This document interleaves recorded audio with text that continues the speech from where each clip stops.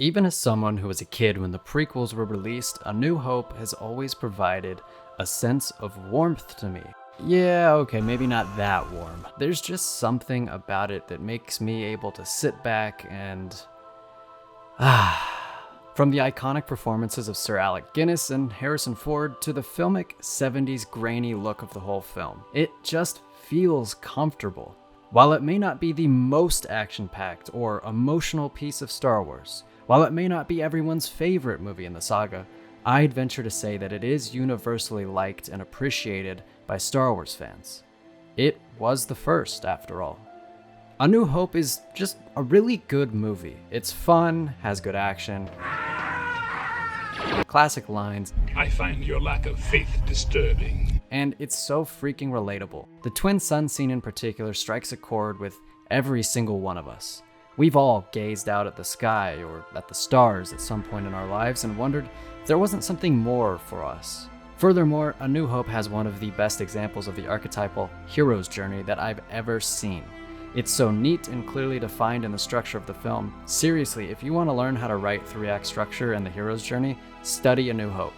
I have always said that Star Wars is so great because it means something different to everyone. To someone my age, Star Wars may be more about Anakin's fall and eventual redemption. To someone born in the 60s, on the other hand, Star Wars may be about a small band of friends refusing to relent in the face of the near insurmountable oppression of the Empire. To someone who grew up with the sequel trilogy, Star Wars is about a small band of friends refusing to relent in the face of the near insurmountable First Order.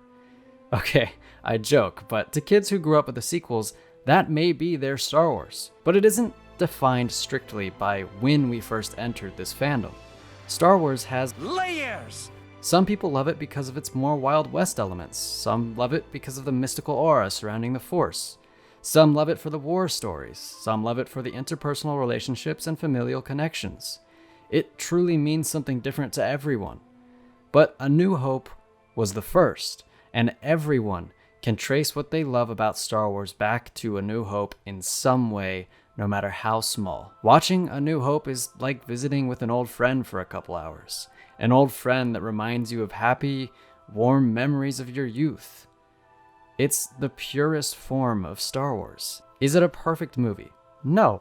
Some of the performances are not the best, and the lightsaber choreography pales in comparison to future duels. Yes, some effects are dated, but so what? These imperfections are all part of what makes it so iconic because they led to improvements in future Star Wars movies. In 1977, they marveled at how revolutionary the effects were. They were blown away by the sheer scale of such a movie. Today, in 2022, we marvel at A New Hope for a different reason. It was the alpha and the omega. It led to everything we know Star Wars to be. Every frame of every succeeding film, every note of music, every word of every novel, and every panel of every comic, every convention, every single piece of merchandise, every late-night conversation with your friends about it, every YouTube video I have ever made, is all because of A New Hope.